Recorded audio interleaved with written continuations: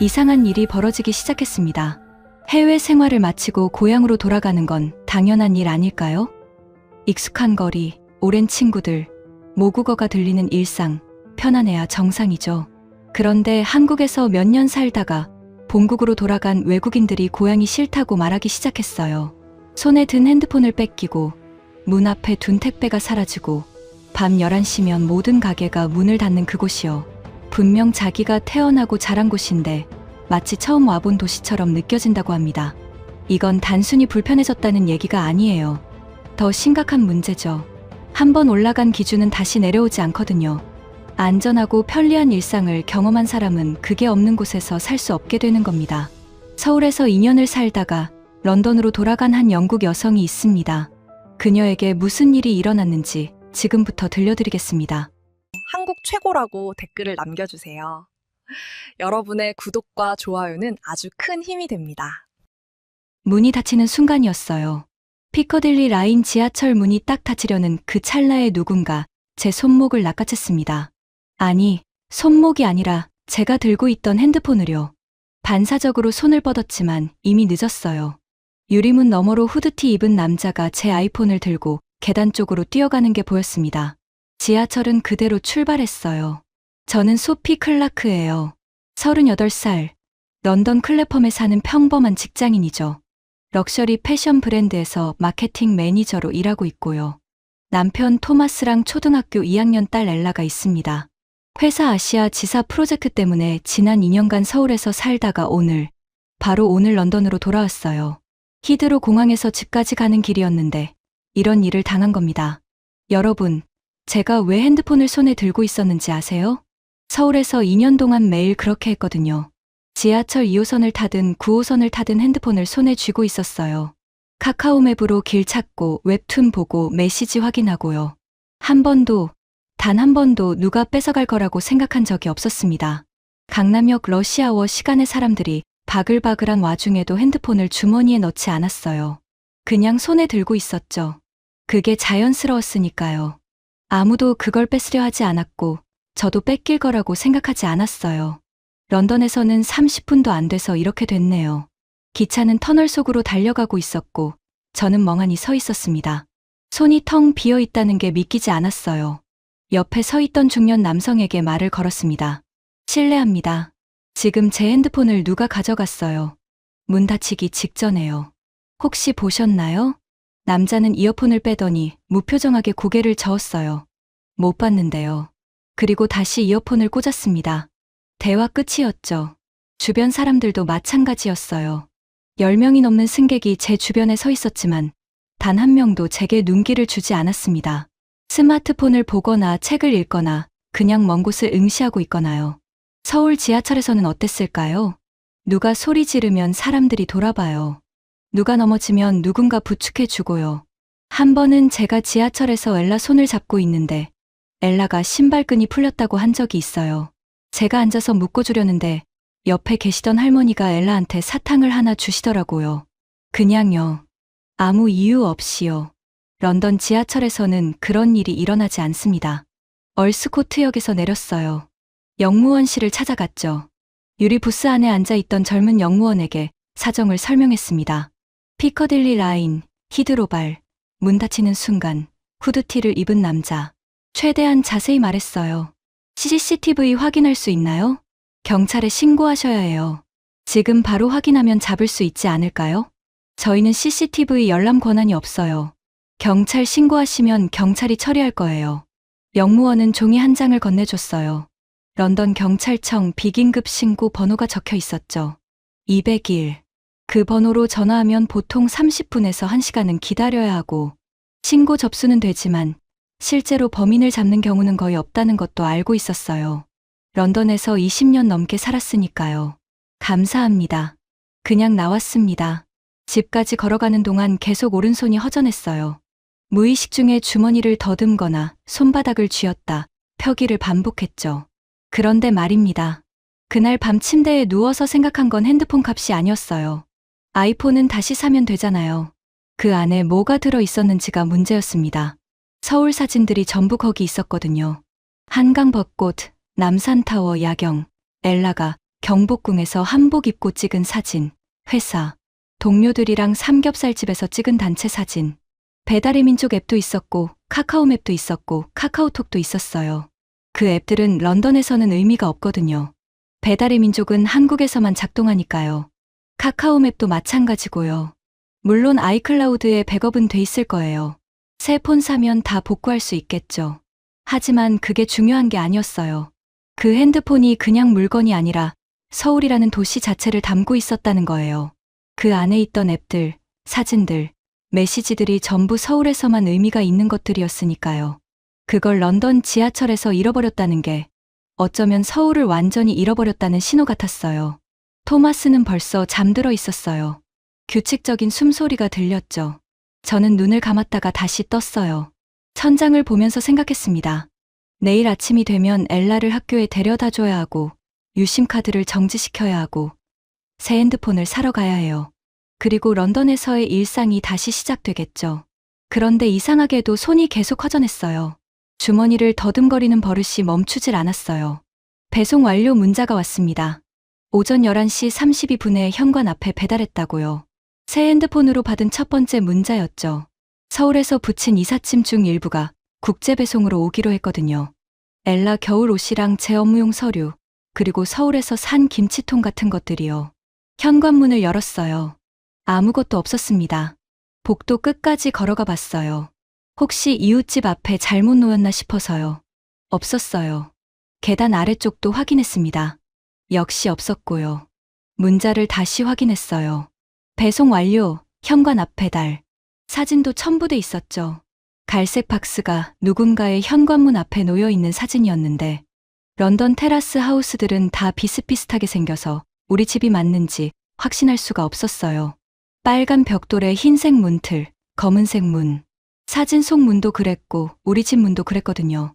배송업체에 전화했습니다. 자동응답기가 나왔죠. 번호를 누르라는 안내가 이어졌어요. 배송 조회는 1번, 반품은 2번, 고객센터 상담은 3번. 3번을 눌렀습니다. 대기음악이 흘러나왔고요.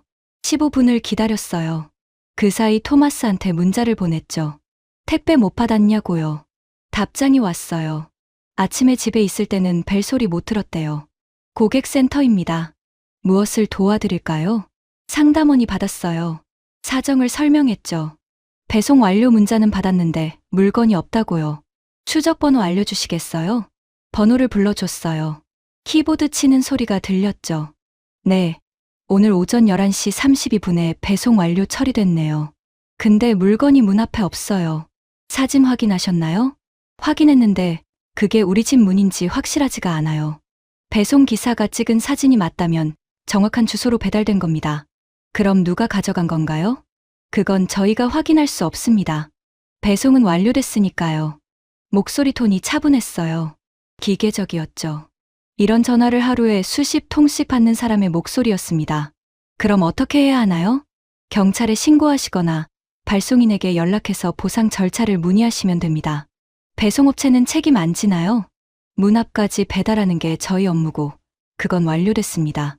이후에 분실된 건 배송업체 책임 범위가 아니에요. 통화를 끊었어요.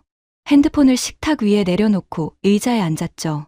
그때 떠오른 게 서울 아파트였어요. 한국에서 택배 받을 때는 1층 무인 택배함으로 가잖아요. 벽면 가득 채워진 보관함이요. 택배가 오면 기사님이 직접 보관함에 넣고 비밀번호를 문자로 보내줘요. 비밀번호 입력하면 문이 열리고 택배를 꺼낼 수 있죠. 저희가 살던 아파트는 2층짜리 저층이었는데 택배함이 36회가 있었어요. 다 차면 경비실에 맡겨놓기도 했고요. 경비 아저씨가 계셨거든요. 이름 말하면 찾아주셨죠. 한 번은 제가 집에 없을 때 큰 택배가 왔는데 기사님이 직접 전화를 했어요. 부재 중이라 경비실에 맡겨놨다고, 비 오니까 안쪽에 넣어놨다고요. 2년 동안 서울에서 받은 택배가 몇 개였는지 모르겠어요. 배달의 민족으로 시킨 음식, 쿠팡으로 산 생필품, 친구들이 보내준 선물들. 단 한 번도 잃어버린 적이 없었습니다. 런던 집 현관 앞을 다시 확인하러 나갔어요. 혹시 몰라서요. 역시 아무것도 없었죠. 계단을 내려가서 1층까지 갔습니다. 우편함이 있는 곳이요. 예전에는 여기 관리인이 있었어요. 빌딩 매니저라고 불렀죠. 근데 5년 전쯤에 없어졌어요. 관리비를 아끼려고요. 지금은 그냥 우편함만 덩그러니 있고 청소는 일주일에 2번 외주업체가 와서 해요. 누구한테 물어볼 수가 없었어요. 책임질 사람이 없었죠. 2층으로 올라오는데 옆집 할머니를 마주쳤어요. 미세스 패더슨이요. 혹시 오늘 우리 집 앞에 택배 보셨어요? 못 봤는데요. 왜요? 배달됐다고 문자가 왔는데 없어서요. 아, 그거 요새 흔한 일이에요. 우리 집도 지난달에 그랬어요. 할머니는 어깨를 으쓱했어요. 그리고 자기 집으로 들어갔죠. 배송기사는 사진 찍었으니 자기 할 일 다 했다고 했고요. 배송업체는 문 앞까지가 자기 책임이라고 했고요. 집주인은 관리인을 없앴고요. 이웃 할머니는 흔한 일이래요. 그 박스는 어딘가로 사라졌고 아무도 그걸 되찾아주지 않을 겁니다. 다시 우리 집으로 들어와서 소파에 앉았어요. 창밖을 봤습니다. 거리에 사람들이 지나다니고 차들이 달리고 있었죠. 평범한 런던의 오후였어요. 그런데 가슴 한쪽이 답답했어요. 물건을 잃어버린 게 억울해서가 아니었습니다. 더 이상한 건 아무도 책임지지 않는다는 거였어요. 서울 아파트 경비 아저씨 얼굴이 떠올랐어요. 이름은 기억 안 나는데 얼굴은 기억나요. 50대쯤 되셨고 늘 경비실에 계셨죠. 가끔 엘라가 학교 끝나고 집에 올 때 경비 아저씨한테 인사하고 들어왔어요. 엘라 왔어. 오늘 학교 어땠어? 아저씨도 엘라 이름 알고 계셨어요. 그게 당연한 줄 알았어요. 아파트에 경비가 있고 택배함이 있고 택배가 안전하게 보관되는 게요. 근데 그게 당연한 게 아니었나 봐요. 핸드폰을 들었어요. 서울에 있는 친구한테 전화하려다가 멈췄습니다. 시차 때문에 지금 서울은 밤 8시쯤일 거예요. 전화해서 뭐라고 하죠? 택배 도난당했다고? 그 친구는 이해 못할 거예요. 한국에서는 그런 일이 거의 없으니까요. 결국 전화 안 했어요. 그냥 핸드폰을 내려놓고 창밖을 봤습니다. 엘라가 학교에서 돌아올 시간이 다가오고 있었어요. 차를 가지러 나가야 했죠. 재택근무 겸 동네 카페에 갔어요. 회사에서 아시아 지역 보고서 정리하는 일이 있었거든요. 집에서 하려니 집중이 안 돼서 노트북을 들고 나왔습니다. 집에서 걸어서 5분 거리에 있는 작은 카페였어요. 아메리카노를 주문하고 구석 자리에 앉았어요. 노트북을 펴고 보고서를 열었죠. 서울지사에서 보낸 데이터를 정리하고 있었는데 화장실이 가고 싶어졌습니다. 노트북을 닫고 일어서려는데 멈칫했어요. 노트북을 어떻게 하죠? 가방에 넣어서 들고 가야 하나? 아니면 그냥 두고 가도 되나? 주변을 둘러봤어요. 옆 테이블에 앉은 사람들이 각자 노트북이나 핸드폰을 보고 있었는데 다들 자기 짐을 몸 가까이 두고 있더라고요. 서울 카페가 떠올랐어요. 홍대에 있는 카페였는데 거기서는 노트북 두고 화장실 가는 게 너무 자연스러웠거든요. 핸드폰이랑 지갑까지 테이블 위에 두고 30분씩 자리를 비우는 사람도 있었어요. 한 번은 제가 회의 전화를 받으러 밖에 나갔다 들어왔는데 그 사이 직원분이 제 자리에 아메리카노를 갖다 놓으셨더라고요. 런던 카페에서는 그럴 수 없을 것 같았어요. 결국 노트북을 가방에 넣어서 들고 일어났습니다. 화장실 표지판을 따라 카페 안쪽으로 걸어갔는데 문에 자물쇠가 달려 있었어요. 손잡이를 돌려봤는데 잠겨 있었죠. 카운터로 돌아갔어요. 실례합니다. 화장실 문이 잠겨 있는데요. 아, 비밀번호 필요하세요? 영수증 뒷면에 적혀 있어요. 영수증을 꺼내서 뒷면을 봤어요. 내 자리 숫자가 적혀 있었습니다. 다시 화장실로 가서 번호를 눌렀어요. 문이 열렸죠. 화장실은 좁았어요. 한 사람이 겨우 들어갈 정도였는데 휴지통이 넘쳐 있었고 바닥에 물기가 있었어요. 서울 카페 화장실이 떠올랐어요. 이태원에 있던 카페였는데 화장실이 정말 깨끗했거든요. 핸드로션도 있었고 휴지도 넉넉했고요. 무엇보다 비밀번호 같은 거 없었어요. 그냥 문 열고 들어가면 됐죠. 가방을 어깨에 맨 채로 용물을 봤어요. 노트북이 든 가방이라 무거웠는데 바닥에 내려놓기가 찝찝했거든요. 자리로 돌아와서 다시 노트북을 펴고 앉았습니다. 보고서를 계속 작성하려는데 집중이 안 됐어요. 화장실 한 번 가는데 이렇게 신경 쓸 일이 많은지 몰랐거든요. 1시간쯤 지났을 때 커피가 떨어졌어요. 아메리카노를 한 잔 더 시키려고 카운터로 갔다가 문득 생각났습니다. 공중화장실은 어디 있지? 카페 화장실 말고 밖에 있는 공중화장실 말이에요. 서울에서는 지하철역마다 있었잖아요. 공원에도 있었고 큰 거리에도 있었고요. 깨끗하고 무료였죠. 카운터 직원한테 물어봤어요. 혹시 근처에 공중화장실 있나요? 지하철역까지 가시면 있을 거예요. 아니면 맥도날드요. 맥도날드도 비밀번호 필요한가요? 네. 주문하면 영수증에 나와요. 고맙다고 하고 자리로 돌아왔습니다. 서울 명동거리가 떠올랐어요. 대로변에 공중화장실이 있었거든요. 유리로 된 깨끗한 건물이었는데 누구나 그냥 들어가서 쓸 수 있었어요. 휴지도 넉넉했고 비누도 있었고 손 말리는 건조기도 있었죠. 한 번은 엘라랑 남산 올라갔다가 화장실이 급해진 적이 있었어요. 바로 근처에 공중화장실이 있어서 들어갔는데 장애인 화장실까지 갖춰져 있더라고요. 깨끗하고 넓고 무료였어요. 런던에서는 공중화장실을 찾는 게 일이에요. 있어도 유료인 경우가 많고요. 동전 넣어야 문이 열리는 구조였죠. 한 번은 1파운드짜리 동전이 없어서 근처 상점에서 물건을 사서 잔돈을 만든 적도 있었어요. 노트북 화면을 보면서 타이핑을 하는데 손가락이 자꾸 멈췄어요. 집중이 안 됐죠. 핸드폰 두고 자리 못 비우는 것. 노트북 들고 화장실 가야 하는 것. 화장실 쓰려면 비밀번호 눌러야 하는 것. 공중화장실은 유료인 것. 하나하나는 작은 일이에요. 불편하긴 해도 참을 수 있죠. 그런데 이게 매일 쌓이면 어떻게 될까요? 보고서를 마저 작성하고 카페를 나왔어요. 집으로 걸어가는 길에 편의점이 보였는데 들어가지 않았어요. 서울에서는 편의점 화장실을 자주 이용했거든요. 깨끗하고 무료였으니까요. 런던 편의점에는 손님용 화장실이 없어요. 집에 도착해서 현관문을 열고 들어갔습니다. 가방을 소파에 내려놓고 화장실에 갔어요. 우리 집 화장실이요. 문 열고 들어가는데 안도감이 들었습니다. 비밀번호 안 눌러도 되고, 동전 안 넣어도 되고, 가방 들고 안 들어가도 되니까요. 창문을 열었어요. 바깥 공기가 들어왔죠. 엘라를 데리러 갈 시간이 다가오고 있었어요. 엄마, 나 걸어서 갈래요. 아침 7시 30분, 엘라가 현관에서 신발을 신으며 말했어요. 뭐, 학교, 걸어서 가면 안 돼요? 저는 식탁에서 커피를 마시고 있었는데 손이 멈췄습니다. 엘라는 학교 가방을 메고 저를 보고 있었어요. 안 돼. 차 타. 왜요? 서울에서는 혼자 갔잖아요.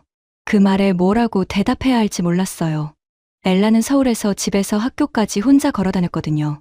도보로 12분 거리였어요. 첫 한 달은 제가 데려다 줬어요. 미국에서의 습관 그대로요. 그런데 어느 날 같은 반 친구 엄마가 그러시더라고요. 여기서는 아이들끼리 걸어가도 괜찮아요. 처음에는 믿기 어려웠습니다. 초등학교 2학년이 혼자 걸어서 학교를 간다고요? 그런데 실제로 아침마다 보니까 아이들이 335 걸어가고 있었어요. 학교 앞 문구점에 들렀다가 가는 아이들도 있었고요. 2달째부터 엘라도 혼자 걸어가기 시작했습니다. 아침 7시 40분에 집을 나서면 7시 52분쯤 학교에 도착했어요. 가끔 늦잠 자면 뛰어가기도 했고요. 저는 창문으로 엘라가 골목을 걸어가는 모습을 봤습니다. 가방을 메고 총총 걸어가는 뒷모습이요.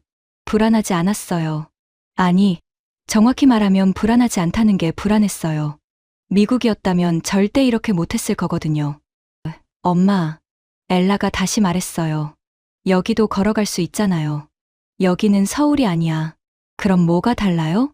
저는 커피잔을 내려놓고 엘라 쪽으로 걸어갔습니다. 신발장 앞에 쪼그리고 앉아서 엘라 눈높이에 맞췄어요. 엘라, 학교까지 얼마나 멀어? 모르겠어요. 차로 20분 걸려. 걸어가려면 1시간 넘게 걸릴 거야. 그럼 버스 타면 되잖아요. 버스 정류장까지도 멀어. 그리고 버스를 2번 갈아타야 해. 엘라는 입술을 삐죽 내밀었어요. 이해가 안 된다는 표정이었죠. 저도 이해가 안 됐어요. 왜 학교가 이렇게 멀리 있는지, 왜 걸어갈 수 없는 거리인지. 미국은 땅이 넓잖아요. 학교까지 차로 20분, 30분 걸리는 경우가 흔합니다. 스쿨버스라는 게 있긴 해요. 그런데 이 스쿨버스가 모든 아이 집 앞에 서는 게 아니에요. 학교에서 일정 거리 이상 떨어져 살아야 탈 수 있어요. 저희 집은 그 거리보다 가까웠어요. 그래서 스쿨버스가 안 왔죠. 가깝다는 게 차로 20분 거리라는 뜻이었는데요. 그렇다고 걸어갈 수 있는 거리는 아니에요. 인도가 제대로 안 돼 있는 구간도 있고, 큰 도로를 건너야 하는 곳도 있고요. 무엇보다 미국에서 초등학생이 혼자 길을 걷는 건 치안 때문에 대부분의 부모가 허락하지 않아요. 멀어도 못 보내고 가까워도 못 보내는 거예요. 결국 부모가 직접 차로 데려다 줘야 합니다. 엘라, 옷 입어. 늦으면 안 돼. 엘라는 더 이상 말하지 않았어요. 가방을 메고 현관문을 나섰죠. 저도 차 키를 들고 따라 나갔습니다. 차에 타서 시동을 걸었어요. 엘라는 뒷좌석에 앉아서 창밖을 보고 있었어요. 학교까지 가는 20분 동안 엘라는 한마디도 안 했습니다. 학교 앞에는 카풀 라인이라는 게 있어요. 자동차가 줄을 서는 전용 구역이죠. 아침마다 여기서 15분을 기다립니다. 차들이 한 대씩 앞으로 나가면서 아이들을 내려주는 거예요. 드디어 우리 차례가 됐어요. 잘 다녀와. 응. 엘라가 차 문을 열고 내렸습니다. 가방을 메고 학교 건물 쪽으로 걸어가는 뒷모습을 봤어요. 서울에서 봤던 그 뒷모습이 떠올랐습니다. 골목을 혼자 걸어가던 엘라요. 가끔 뒤돌아보면서 제게 손 흔들던 모습이요. 지금은 뒤돌아보지 않았어요. 사무실로 가는 길에 생각했습니다. 20분 운전해서 학교에 데려다 주고 다시 25분 운전해서 사무실에 가요. 오후 3시에 다시 학교로 가서 엘라를 데리고 집으로 돌아옵니다. 하루에 왕복 2시간이 등교에 사라지는 거예요. 서울에서는 이 시간이 제로였거든요. 엘라가 혼자 걸어갔으니까요. 12분이면 학교에 도착했어요. 저는 그 시간에 커피를 마시며 기사를 읽었습니다. 오후에 엘라가 혼자 돌아오면 같이 간식을 먹었고요. 오후 3시가 되자 사무실을 나왔어요. 다시 차를 몰고 학교로 갔죠. 카풀라인에 차를 대고 기다렸습니다. 앞에 차가 20대쯤 서 있었어요. 20분을 기다렸습니다. 엘라가 나왔어요. 뒷좌석에 탔죠. 학교 어땠어? 그냥. 점심은 뭐 먹었어? 샌드위치. 그리고 엘라는 다시 창밖을 봤어요. 집으로 가는 길에 편의점 앞을 지나쳤습니다. 서울에서는 엘라가 학교 끝나고 혼자 편의점에 들렀거든요. 초코바 하나 사 먹고 집에 오곤 했어요. 런던에서는 그럴 수 없어요. 집에 도착했어요. 엘라는 가방을 소파에 던지고 자기 방으로 들어갔습니다. 저는 거실에 서서 창밖을 봤어요. 해가 아직 높이 떠 있었어요. 오후 4시였으니까요. 서울에서는 이 시간에 엘라가 학원에 가거나 친구 집에 놀러 갔어요. 혼자서요. 밤 9시에 학원 끝나고 혼자 걸어서 집에 왔습니다. 골목길을 걸어서요. 1,000만 명이 사는 거대한 도시인데 그게 가능했던 거예요. 런던에서는 오후 4시에 집에 도착하면 그게 끝이에요. 엘라는 집에만 있어야 해요. 제가 차로 데려다 주기 전까지는 어디도 갈 수 없으니까요. 저녁을 준비하면서 생각했습니다. 서울에서 엘라가 혼자 움직이는 모습을 봤을 때 저는 우리 딸이 독립적으로 자라고 있다고 생각했어요. 혼자 학교에 가고 혼자 편의점에서 간식을 사오고 혼자 학원에 다니는 그 모습이 엘라의 성장이라고 믿었죠. 그게 아니었어요. 엘라의 독립심이 아니라 나라가 만들어준 구조였던 거예요. 학교까지의 거리가 가깝고 거리가 안전하고 시스템이 그걸 뒷받침하고 있었던 거죠. 런던에 돌아오니까 엘라는 다시 차 뒷좌석에 앉은 아이가 됐습니다. 엄마, 목이 아파요. 엘라가 학교에서 돌아오더니 소파에 주저앉으며 말했어요. 목소리가 쉬어 있었죠. 이마에 손을 대봤습니다. 뜨겁더라고요. 체온계를 가져와서 재봤어요. 38도 2부였습니다. 많이 아파. 삼키면 아파요. 목을 보니 빨갛게 부어 있었어요. 편도선이 부은 것 같았습니다. 서울이었으면 어떻게 했을까요? 집 근처 소아과에 걸어갔을 거예요. 저희가 살던 아파트 단지 근처에 소아과가 3군데 있었거든요. 가장 가까운 곳이 도보 7분이었어요. 예약 없이 가도 됐죠. 접수하고 잠깐 기다리면 바로 진료를 받을 수 있었습니다. 한 번은 엘라가 감기에 걸렸을 때 병원에 가서 진료받고 약까지 받아오는데 45분밖에 안 걸렸어요. 진료비가 5,000원대였고 약값이 3,000원대였습니다. 런던에서는 그렇게 할 수 없어요. 핸드폰을 들고 엘라의 주치의에게 전화를 걸었습니다. 미국이나 영국에서는 주치의라는 시스템이 있거든요. 아이에게 지정된 소아과 의사가 있고 아프면 그 의사에게 가야 해요. 다른 병원에 그냥 걸어 들어가는 게 안 돼요. 전화벨이 6번 울렸습니다. 자동응답이 나왔어요. 번호를 누르라는 안내가 나왔고요. 1번을 눌렀습니다. 다시 대기음악이 흘렀죠. 10분을 기다렸어요. 네, 무엇을 도와드릴까요? 제 딸이 열이 38도가 넘고 목이 아픈데요. 진료 예약 가능한가요? 환자 이름이요? 엘라 클라크입니다. 키보드 치는 소리가 들렸어요. 가장 빠른 예약이 5월 20일 오후 3시인데요. 저는 달력을 봤습니다. 오늘이 5월 7일이었어요. 그게 언제죠? 2주 금요일 다음 주 목요일이요. 2주 뒤라는 말씀이세요? 네, 그렇습니다. 엘라가 소파에서 신음소리를 냈어요. 목이 아파서요. 지금 아이가 열이 38도가 넘는데 2주를 기다려야 한다는 거예요? 죄송하지만 그게 가장 빠른 예약입니다. 응급 상황이시면 응급실로 가시는 걸 권장드려요. 통화를 끊었어요. 토마스한테 전화했습니다. 회사에 있었죠. 엘라가 아픈데 GP 예약이 2주 뒤래. 응급실 가봐. 거기 가면 몇 시간 기다려야 할 텐데. 그럼 어떻게 해? 저도 몰랐어요. 엘라를 데리고 응급실에 갈 수도 있었어요. 그런데 영국 NHS 응급실이 어떤 곳인지 알고 있었거든요. 생명이 위급한 환자가 우선이기 때문에 열이 좀 있고 목이 아픈 정도로는 우선순위에서 밀립니다. 3시간, 4시간 기다리는 건 보통이에요. 그리고 비용이요. 응급실에 발을 들이는 순간 기본 수백 파운드가 시작됩니다. 보험이 있어도 본인 부담금이 200파운드에서 500파운드 사이예요. 편도선이 부은 걸로 응급실에 가서 4시간 기다리고 500파운드를 낸다고요? 엘라한테 해열제를 먹였습니다. 미지근한 물을 계속 마시게 하면서요. 엄마가 약 사올게. 잠깐만 기다려. 근처 약국에 갔어요. 약사에게 증상을 설명했죠. 아이가 목이 아프고 열이 난다고요. 처방전 있으세요? 없는데요. 의사 예약이 2주 뒤에요. 처방전 없으면 항생제는 못 드려요. 해열제만 가능합니다. 해열제를 사가지고 집으로 돌아왔습니다. 엘라는 소파에 누워 있었어요. 담요를 덮어주고 이마에 손을 얹었죠. 조금만 참아. 내일 아침에 다시 보자. 다음 날 아침, 엘라 열은 38도 5부로 올라가 있었어요. 목은 더 부어 있었고요. 침 삼키기가 힘들다고 했습니다. 토마스가 말했어요. 사립 클리닉 가봐. 선택의 여지가 없어. 사립 클리닉은 NHS가 아니에요. 돈을 내고 가는 병원이죠. 예약이 빠르고 대기 시간이 짧지만 비용이 비쌉니다. 전화해서 예약을 잡았어요. 오늘 오후 4시에 가능하다고 했죠. 엘라를 데리고 클리닉에 갔습니다. 접수를 하고 10분을 기다렸어요. 간호사가 엘라 이름을 불렀죠. 진료실에 들어갔어요. 의사가 엘라 목을 들여다봤습니다. 서랍자로 혀를 누르고 목 안쪽을 확인하더니 고개를 끄덕였어요. 편도선염이네요. 항생제 처방해 드릴게요. 진료 시간은 7분 정도였습니다. 비용은 어떻게 되나요? 접수 시 알려드렸을 텐데요. 진료비는 150파운드입니다. 한국 돈으로 25만 원이에요. 서울에서 같은 진료를 받으면 얼마였을까요?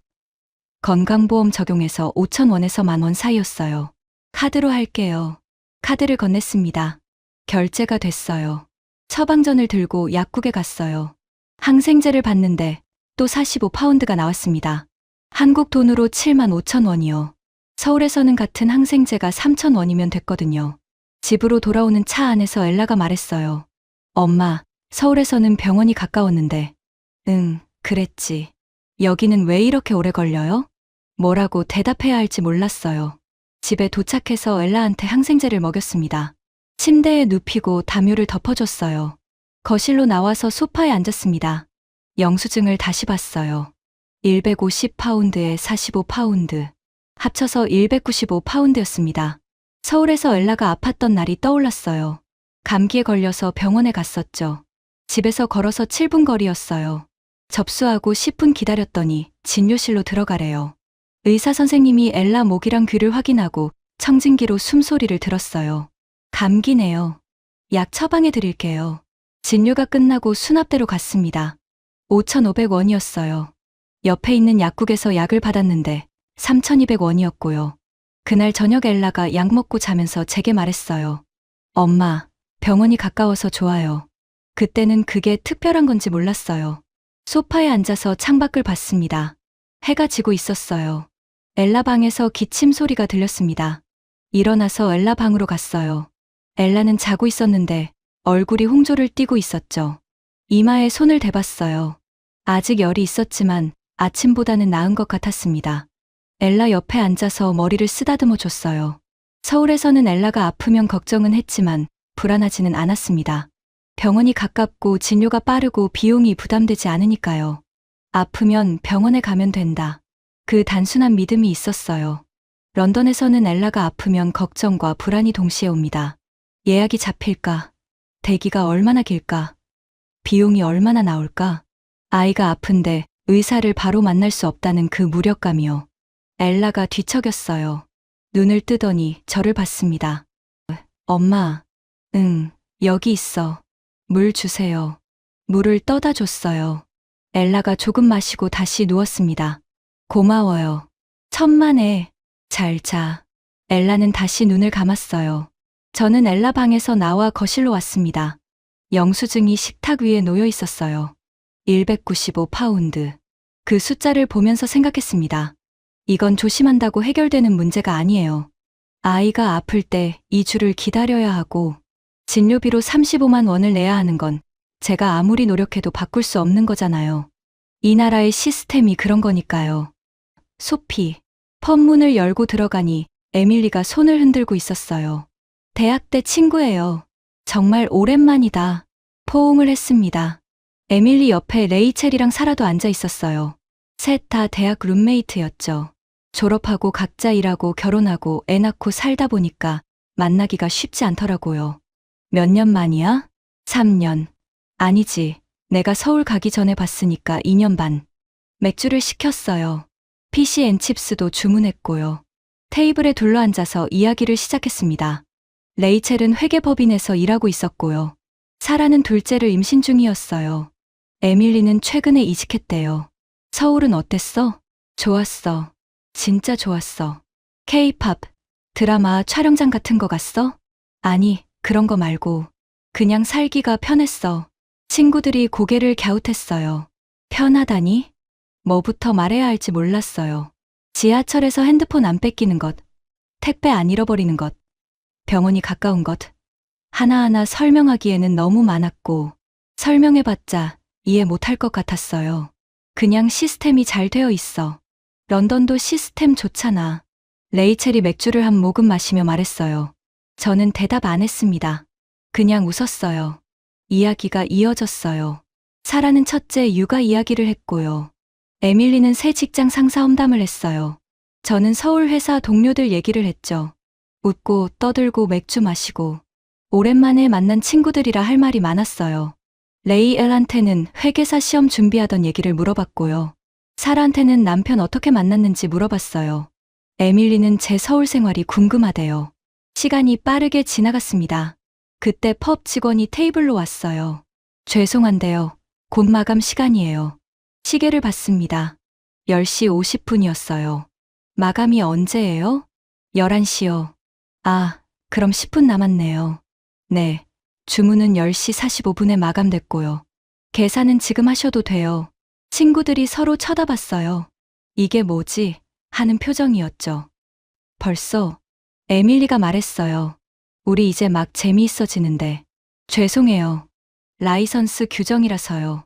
직원이 미안하다는 표정으로 말하고 다른 테이블로 갔습니다. 레이첼이 한숨을 쉬었어요. 맨날 이래. 토요일 밤인데 다른 데 갈까? 사라가 물었는데 레이첼이 고개를 저었어요. 어차피 다른 펍도 11시면 문 닫아. 그럼 클럽은? 클럽. 우리 나이에? 친구들이 웃었어요. 저도 웃었는데 웃음이 이상하게 나왔습니다. 계산을 했어요. 4명이서 나눠 냈죠. 펍 문을 나섰습니다. 밖은 쌀쌀했어요. 오늘 재미있었어. 나도. 다음에 또 보자. 포옹을 했습니다. 레이첼이랑 사라는 반대 방향으로 걸어갔고요. 에밀리는 저랑 같은 방향이었어요. 진짜 오랜만이었다. 응. 근데 서울에서 2년 살았는데 왜 다시 왔어? 거기 좋다며? 회사 프로젝트가 끝나서. 아, 그렇구나. 에밀리네 집이 먼저 나왔어요. 작별 인사를 하고 헤어졌습니다. 혼자 걸어가면서 생각했어요. 서울에서는 친구들이랑 만나면 새벽 2시까지 얘기했거든요. 홍대 삼겹살집에서요. 고기 구워 먹고 소주 마시고 이야기하다 보면 어느새 새벽이었어요. 주인 아저씨가 마감한다고 쫓아내는 일 없었죠. 한 번은 강남에서 회사 동료들이랑 저녁 먹다가 2차로 맥주 마시러 갔었어요. 편의점에서 맥주 사서 밖에 있는 플라스틱 의자에 앉아서요. 밤 1시였는데 사람들이 오가고 있었어요. 편의점 불은 환하게 켜져 있었고요. 서울은 밤에 꺼지지 않는 도시였어요. 새벽 3시에 치킨 먹고 싶으면 배달시키면 됐고요. 편의점은 24시간 열려 있었어요. 지하철은 자정까지 다녔고요. 런던은 11시에 불이 꺼져요. 집에 도착했습니다. 현관문을 열고 들어가니 토마스가 소파에서 TV를 보고 있었어요. 친구들 만나고 왔어? 응. 재미있었어? 응. 그런데 펍이 11시에 문 닫더라. 원래 그렇잖아. 알아. 근데 이상했어. 할 말이 더 많았는데 토마스는 TV를 끄고 일어났어요. 자러 갈래? 응. 침실로 들어가서 옷을 갈아입었습니다. 침대에 누웠어요. 천장을 보면서 생각했어요. 친구들은 11시 마감이 당연하다고 생각하고 있었어요. 레이첼도 사라도 에밀리도요. 펍이 문 닫으면 집에 가는 게 자연스러운 거였죠. 저만 이상했던 거예요. 할 말이 더 많은데 왜 벌써 나가야 하지? 왜 밤이 이렇게 빨리 끝나지? 서울에서 2년을 살면서 몸에 배어버린 거였어요. 밤은 길고 도시는 깨어있고 시간은 넉넉하다는 감각이요. 토마스는 벌써 잠들어 있었어요. 규칙적인 숨소리가 들렸죠. 저는 눈을 감았다가 다시 떴어요. 서울 홍대 삼겹살집이 떠올랐습니다. 친구들이랑 앉아서 소주잔 부딪히던 모습이요. 아직 할 말이 많아서 한 병 더 시키고 또 한 병 더 시키고 시계를 보니 새벽 2시인데 주변 테이블에도 사람들이 앉아 있고요. 아무도 우리를 쫓아내지 않았어요. 일주일 뒤였어요. 또 친구들을 만나기로 했습니다. 이번엔 에밀리 둘이서요. 같은 펍에서 만났어요. 맥주를 마시며 이야기를 나눴죠. 에밀리가 새 직장 이야기를 했고요. 저는 서울에서 있었던 재미있는 일들을 말했어요. 10시 50분이 됐습니다. 직원이 또 왔어요. 죄송한데요. 마감 시간이에요. 계산을 하고 밖으로 나왔습니다. 에밀리가 택시를 잡았어요. 먼저 갈게. 조심히 들어가. 응, 잘 가. 택시가 사라졌습니다. 저는 걸어서 집에 가기로 했어요. 거리가 그렇게 멀지 않았거든요. 20분 정도면 도착할 수 있었죠. 골목으로 접어들었습니다. 가로등 불빛이 듬성듬성 있었어요. 그 사이사이가 어두웠죠. 걸으면서 핸드폰을 꺼냈어요. 토마스한테 문자를 보내려고요. 그런데 손가락이 멈췄습니다. 핸드폰을 다시 주머니에 넣었어요. 서울 습관이었어요. 밤에 걸으면서 핸드폰 보는 거요. 지하철역에서 내려서 집까지 가는 동안 핸드폰을 보면서 걷는 게 일상이었거든요. 고개를 숙이고 화면만 보면서 걸어도 아무 일이 없었어요. 런던에서는 그럴 수 없어요. 계속 걸었습니다. 발소리만 들렸어요. 제 발소리요. 그때 뒤에서 다른 발소리가 들렸습니다. 누군가 저와 같은 방향으로 걷고 있었어요. 저는 걸음을 조금 빨리 했습니다. 뒤에서 오는 발소리도 빨라진 것 같았어요. 아니, 그냥 같은 속도로 걷는 건가? 모르겠어요. 어깨가 긴장됐습니다. 가방끈을 더 꽉 쥐었어요. 뒤를 돌아보고 싶었는데 참았어요. 돌아보면 이상한 사람처럼 보일 것 같아서요. 하지만 돌아보지 않으니까 더 불안했어요. 골목 끝이 보였습니다. 큰 도로로 나가는 곳이요. 거기까지만 가면 사람들이 있을 거예요. 빨리 걸었습니다. 거의 뛰다시피 했죠. 큰 도로로 나왔어요. 차들이 지나가고 있었고요. 버스 정류장에 사람 둘이 서 있었어요. 뒤를 돌아봤습니다. 아무도 없었어요. 골목은 비어 있었습니다. 심장이 빠르게 뛰고 있었어요. 손바닥에 땀이 났죠. 아무 일도 없었는데 말이에요. 그냥 누군가 저와 같은 방향으로 걷고 있었을 뿐이에요. 그 사람도 집에 가는 길이었겠죠. 하지만 저는 긴장했어요. 경계했고요. 뛰다시피 걸었어요. 서울에서는 그러지 않았거든요. 한강 생각이 났습니다. 서울에서 밤 12시쯤 한강에 산책 나간 적이 있었어요. 혼자요. 회사에서 야근하고 집에 오는 길이었는데 날씨가 좋아서 한강에 들렀어요. 자전거 타는 사람들이 있었고요. 조깅하는 사람들도 있었어요. 벤치에 앉아서 치맥 먹는 커플도 있었죠. 저는 한강변을 따라 20분쯤 걸었어요. 바람이 시원했고요. 강물에 불빛이 반짝이고 있었어요. 한 번도 무섭다고 생각하지 않았습니다. 뒤에서 누가 걸어와도 그냥 같은 방향으로 가는 사람이구나 생각했어요. 누가 옆을 스쳐 지나가도 조깅하는 사람이구나 했죠. 경계라는 감각 자체가 꺼져 있었어요. 런던으로 돌아오니까 그 감각이 다시 켜진 겁니다. 집에 도착했어요. 현관문을 열고 들어갔습니다. 토마스는 자고 있었어요. 엘라 방 문이 살짝 열려 있었죠. 엘라 방으로 들어갔습니다. 엘라는 이불을 덮고 자고 있었어요. 침대 옆에 앉았습니다. 엘라 얼굴을 보면서 생각했어요. 서울에서 엘라는 밤 9시에 학원 끝나고 혼자 걸어서 집에 왔어요. 골목길을 걸어서요. 제가 창문으로 엘라가 오는 걸 지켜봤거든요. 가방을 메고 총총 걸어오는 모습이요. 한 번도 걱정하지 않았어요. 엘라가 무사히 돌아올 거라는 걸 알고 있었으니까요. 런던에서는 엘라를 밤에 혼자 못 내보내요. 골목이 무섭고 거리가 불안하니까요. 엘라가 눈을 떴습니다. 엄마? 응. 자고 있었어? 지금 들어왔어요? 응. 친구 만나고 왔어요? 응. 엘라가 일어나 앉았어요. 엄마, 서울 얘기해줘요. 지금? 자야 하는데. 조금만요. 엘라는 이불을 당겨서 무릎에 올렸어요. 뭐 얘기해줄까? 한강 얘기요. 한강 얘기를 해줬어요. 밤에 산책 나갔던 얘기요. 사람들이 자전거 타고 조깅하고 치맥 먹고 있었던 얘기요. 엄마도 혼자 걸었는데 무섭지 않았다는 얘기요. 엘라가 물었어요. 여기는 왜 무서워요? 대답을 못했어요. 엘라는 다시 누웠습니다. 이불을 덮어줬어요. 잘 자. 엄마도요. 엘라 방을 나와서 거실로 왔습니다. 소파에 앉았어요. 창밖을 봤습니다. 거리가 어두웠어요. 가로등 몇 개만 켜져 있고요. 사람은 보이지 않았어요. 손이 떨리고 있었어요. 아직도요. 아무 일도 없었는데 말이에요. 그냥 골목을 걸었을 뿐인데요. 서울에서 2년을 살면서 제 안에 있던 경계 본능이 완전히 꺼져버렸던 거예요. 밤거리가 안전하고 사람들이 위협이 아니라는 걸 몸이 기억해버렸죠. 런던에 돌아오니까 그 본능이 다시 작동하기 시작했어요. 뒤에서 발소리가 들리면 긴장하고 어두운 골목을 피하고 핸드폰을 꺼내지 않고 첫날 밤 지하철에서 핸드폰을 잃어버렸던 게 생각났습니다. 그때는 그냥 운이 나빴다고 생각했어요.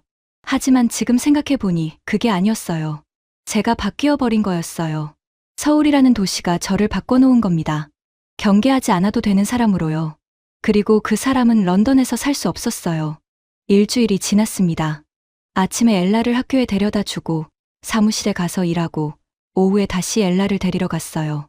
저녁을 만들고 설거지를 하고 엘라 숙제를 도와줬죠. 매일이 똑같았어요. 토요일 오후였습니다. 엘라가 자기 방에서 뭔가 하고 있었어요. 저는 거실 소파에 앉아서 노트북으로 일을 하고 있었죠. 엘라가 방에서 나왔어요. 손에 종이 한 장을 들고 있었습니다. 엄마, 이거 봐요. 종이를 받았어요. 그림이었어요. 엘라가 그린 그림이었습니다. 왼쪽 위에는 편의점 그림이 있었어요. 엘라가 혼자 편의점 앞에 서 있고요. 손에 초코바를 들고 있는 모습이었죠. 밤하늘에 별이 그려져 있었어요. 오른쪽 위에는 한강이 그려져 있었습니다. 벤치에 엘라랑 저랑 토마스가 앉아 있고요. 테이블 위에 치킨 박스가 놓여 있었어요. 아래쪽에는 지하철 그림이었어요. 노란색 지하철이요. 저와 엘라가 나란히 서 있고요. 제가 핸드폰을 보고 있는 모습이었습니다. 각 그림 아래에 글씨가 적혀 있었어요. 혼자 편의점 갔던 밤, 한강에서 치킨 먹던 날, 엄마가 핸드폰 보면서 지하철 타던 날, 엘라를 봤어요. 언제 그렸어? 오늘요. 서울 생각나서요. 그림을 다시 봤습니다. 엘라가 그린 편의점은 2층짜리 건물이었어요. 1층에 CU라고 써 있었고요. 불빛이 환하게 켜져 있었죠. 엘라 얼굴에 미소가 그려져 있었어요. 한강 그림에는 강물이 파랗게 칠해져 있었습니다. 벤치 뒤로 다리가 보였고요. 다리에 조명이 켜져 있는 모습이었어요. 지하철 그림은 제일 자세했어요. 노란색 전동차, 손잡이, 창문, 앉아있는 사람들. 그리고 제가 핸드폰을 들고 서 있는 모습이요. 목이 메었습니다. 예쁘다. 서울이 그리워요. 엄마도 그리워요? 고개를 끄덕였어요. 엘라는 제 옆에 앉았습니다. 그림을 같이 보면서요. 여기서는 혼자 편의점 못 가잖아요. 응. 여기서는 한강 없잖아요. 응. 여기서는 엄마가 지하철에서 핸드폰 안 보잖아요. 엘라가 다 알고 있었어요. 그림을 식탁 위에 내려놓았습니다. 엘라를 안았어요. 엘라도 저를 안았죠. 엄마, 우리 다시 서울 갈 수 있어요? 엄마, 대답을 할 수가 없었어요. 엘라를 놓아줬습니다. 엘라는 자기 방으로 들어갔어요. 저는 혼자 소파에 앉아 있었습니다. 그림을 계속 봤어요. 편의점, 한강, 지하철. 엘라가 기억하는 서울이었어요. 혼자 걸어 다닐 수 있었던 거리, 밤에 가족이랑 치킨 먹던 강변, 엄마가 경계하지 않던 도시. 창밖을 봤습니다. 런던 거리가 보였어요. 차들이 지나가고 있었고요. 사람들이 걷고 있었어요. 저는 여기서 태어났습니다. 38년을 여기서 살았어요. 대학도 여기서 나왔고, 직장도 여기서 다녔고, 결혼도 여기서 했어요. 런던이 제 고향이에요. 그런데 이상했어요. 고향이 낯설게 느껴졌거든요. 핸드폰을 들었습니다. 회사 메일을 열었어요. 인사팀 메일 주소를 찾았죠. 새 메일을 작성하기 시작했습니다. 제목 서울지사 재배치 신청. 본문을 쓰려다가 멈췄어요. 뭐라고 써야 할까요? 개인적인 사유로 서울지사로 다시 가고 싶다고. 가족 사정으로. 손가락이 키보드 위에서 멈춰 있었어요. 그때 엘라가 그림이 눈에 들어왔습니다. 식탁 위에 놓여 있는 그 그림이요. 타이핑을 시작했습니다. 서울에서의 2년간 프로젝트를 성공적으로 마쳤습니다. 현지 시장에 대한 이해도가 높아졌고 아시아 팀과의 협업 경험도 쌓였습니다. 서울지사에서 장기 근무를 희망합니다. 메일을 다시 읽어봤어요. 이게 진짜 이유는 아니었어요. 진짜 이유는 엘라가 혼자 편의점에 갈 수 있는 곳에서 살고 싶다는 거였죠. 제가 밤거리를 무서워하지 않아도 되는 곳에서 살고 싶다는 거였어요. 하지만 회사 메일에는 그렇게 쓸 수 없었죠. 전송 버튼을 눌렀습니다. 메일이 발송됐어요. 노트북을 닫고 소파에 기대 앉았습니다. 엘라가 그린 그림을 다시 봤어요. 런던이 나빠진 게 아니에요. 런던은 원래 이랬어요. 제가 떠나기 전에도 똑같았죠. 달라진 건 저였습니다. 서울에서 살면서 제 기준이 바뀌어버린 거예요. 안전하고 편리하고 빠른 일상이 당연하다고 생각하게 됐죠. 한번 경험하면 다시 내려올 수가 없었어요. 창밖을 봤습니다. 해가 지고 있었어요. 한국에 사는 분들은 모를 거예요. 매일 누리는 그 일상이 얼마나 특별한 건지요. 밤 11시에 슬리퍼 신고 편의점 가는 것. 아이가 혼자 학교에 걸어가는 것. 아플 때 당일 진료받는 것. 핸드폰을 들고 길을 걷는 것. 택배를 잃어버리지 않는 것. 이게 전부 당연한 게 아니었어요. 전 세계 대부분의 나라에서는 이 중 하나도 누리기 어려운 것들이에요. 저는 그걸 서울을 떠나고 나서야 알게 됐습니다. 토마스가 퇴근해서 돌아왔어요. 현관문을 열고 들어오더니 물었습니다. 무슨 생각해? 서울 생각. 그럴 줄 알았어. 토마스가 제 옆에 앉았어요.